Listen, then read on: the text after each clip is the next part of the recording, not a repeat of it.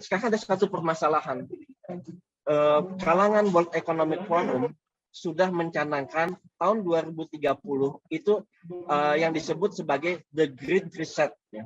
Nah, ini sangat menarik ya. Jadi kan tadi dengan artificial intelligence dia bangun server yang sangat besar di dalam suatu gunung.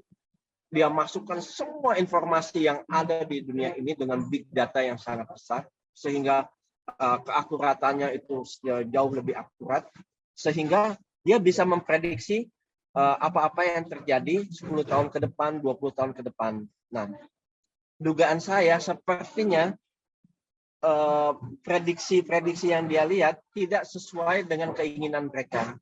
Nah, di dalam konsep fraktal, satu-satunya yang bisa mengubah masa depan itu hanyalah fluktuasi. Hanyalah fluktuasi. Jadi kalau semua nggak ada fluktuasi besar, maka itu akan menjadi kenyataan. Begitu ada fluktuasi, satu lompatan yang revolusioner, ya, maka bisa jadi itu nggak akan terjadi.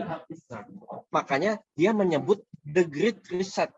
Dia menyebut itu akan di-reset lagi. Jadi suatu fluktuasi dia mengenolkan lagi.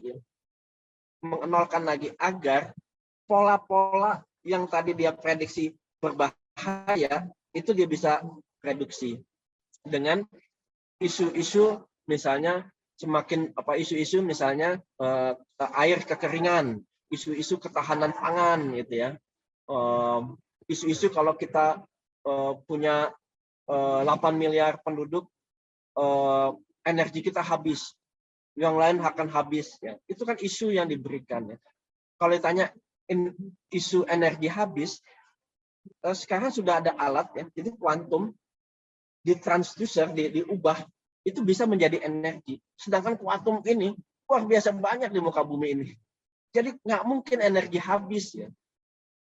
Kalau kita konotasinya fosil ya mungkin, tapi kan untuk membangun energi bisa dari segala macam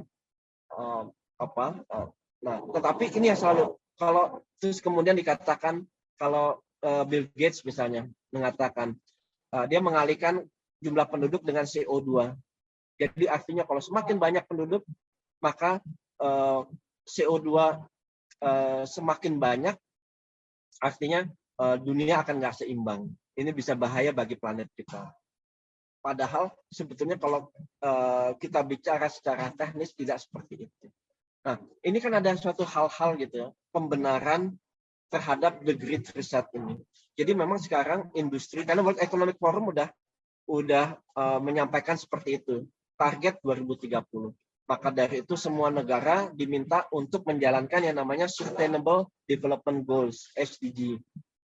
Nah, cuman anehnya gitu ya, di dalam kata-katanya cukup bagus gitu ya, tetapi di dalam implementasinya sering menjadi pertanyaan, kenapa ya?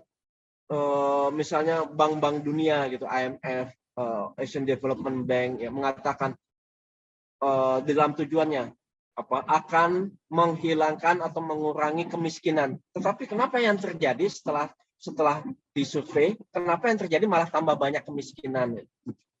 Nah, ini yang membuat juga jadi kita berpikir gitu, apakah memang kita ini akan diprogram gitu ya menuju ke arah sana.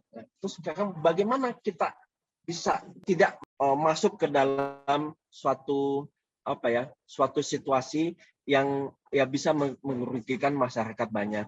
Nah, tadi saya berpikir begini, dengan kita mengetahui kita hanyalah sebuah energi, jadi yang kita harus perbaiki itu adalah spiritual kita. Jadi dengan frekuensi yang baik ya, kita berada di dalam berbasis cinta, kemudian kasih, kemudian yang kedua ya tadi frekuensi kita bisa naik gitu ya.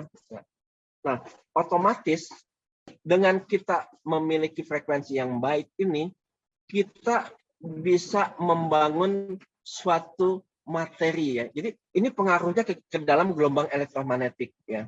Kalau Prof. Richard menyampaikan bahwa gelombang elektromagnetik per negara itu bisa dilihat, frekuensi kita secara rata-rata juga bisa dilihat. Apakah kita termasuk orang yang di atas, yang berbasis love, atau tadi berbasis kemarahan, berbasis individualis, dan lain-lain. Nah, sekarang kalau kita semakin banyak orang yang naik, artinya kita memiliki gelombang elektromagnetik yang lebih tinggi. Gelombang elektromagnetik yang lebih tinggi akan membuat materi. Artinya kalau kita berpikir sama-sama semua, yaitu kita berbasis love semua, ya, maka dari itu apa yang kita inginkan, peradaban berbasis humanity akan terjadi. Jadi konsep daripada mempengaruhi orang tidak one-on-one approach. Ya. Jadi satu nanti dia atau MLM gitu ya, MLM, oh dia semakin banyak semakin enggak. Konsepnya itu adalah konsep hologram, yaitu begitu kita misalnya dari kita semua udah berbasis yang sama, ini secara cepat akan mempengaruhi secara real time kepada banyak orang, karena sang pencipta nanti akan membolak-balikan hati mereka. Jadi kalau fisikanya Einstein selalu bilang bahwa satu-satunya faktor yang bisa membuat materi ya, itu adalah pikiran kita. Ya. Ujung-ujungnya itu adalah pikiran kita. Jadi selama kita tadi memiliki frekuensi yang bagus, koheren dengan alam semesta ini, ya, apalagi tadi kalau kita sudah banyak, ya, saya hitung perhitungan saya 1.000 orang ya, 1.000 orang yang memiliki basis cinta ya. Itu perhitungan matematika ya, saya coba hitung energi gitu ya. 1.000 orang, kita sebetulnya bisa mengubah Indonesia. Indonesia bisa berubah, kita bisa mengubah dunia. Ini yang saya coba hitung gitu. Maka dari itu selalu saya ingin menyampaikan ke berbagai pihak gitu ya. Misalnya saya di Serikat Pekerja, saya 2 minggu lagi saya ngomong di depan pengusaha. Ya. Saya akan membicarakan menggunakan bahasa yang sama agar kita sama-sama gotong royong. Kita sama-sama harus menolong. Yang dicari di dunia ini bukan materi. Jangan fokus ke materi, tetapi fokus ke dalam wisdom kita untuk perjalanan hidup kita seterusnya. Maka dari itu, kita sudah benar berada di Indonesia yang memiliki basis spiritual di sila pertama sebagai dasar yang utama di dalam kita bertindak. Nah, kalau kita sudah pada fondasi yang benar, ya, matematika fraktal, fisika kuantum, otomatis ke atasnya perpolitikan kita, peradaban kita seharusnya akan bagus. Dan sila keempat, kerakyatan yang dipimpin oleh hikmah kebijaksanaan. Artinya, yang pantas menjadi presiden Indonesia itu adalah orang yang memiliki wisdom, memiliki hikmah kebijaksanaan. Ya. Nah, orang yang terus mendapatkan hikmah. Orang yang mendapat hikmah apa? Orang yang kuat spiritualnya. Ya. Nah, justru itu, saya berharap ya nanti pemilu berikutnya ya akan ada banyak orang seperti kita, orang-orang yang sadar akan spiritual.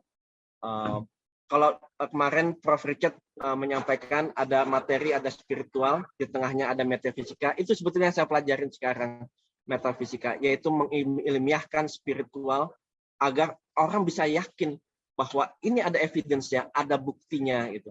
Bahwa dulu orang mengatakan ini misalnya gaib, ya, itu karena belum ada ilmiahnya. Begitu sudah ada ilmiahnya, maka semuanya ini akan menjadi satu. Materi dan spiritual akan menjadi satu. Satu kesatuan yang harus sama-sama kita pelajari ya. Ibarat materi dan spiritual ya sebetulnya ini hanya 2%, ini 98%.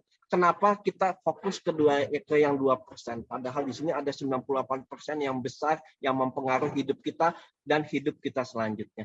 Terima kasih perhatiannya.